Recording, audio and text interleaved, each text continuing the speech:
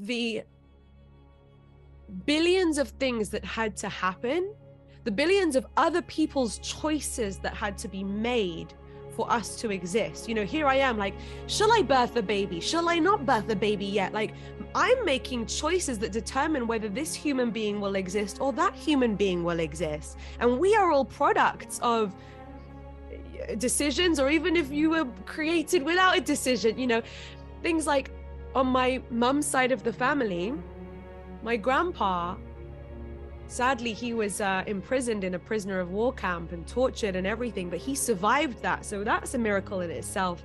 And if it wasn't for him surviving, I wouldn't exist, and nor would mum.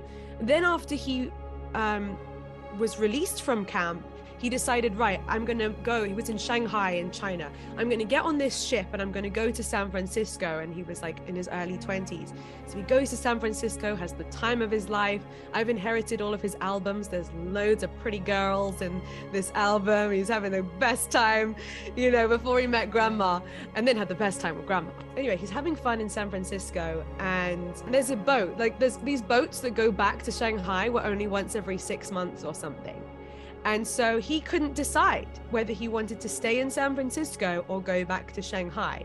So being the kind of guy that he was, he thought, let me flip a coin. Tails I go, heads I stay. So he flips the coin, and the coin decided for him to go back to Shanghai. And then he met grandma, and then he got married, and then he had my mom and my uncles and aunties, and then, you know, so a coin flip. A coin flip and I wouldn't exist.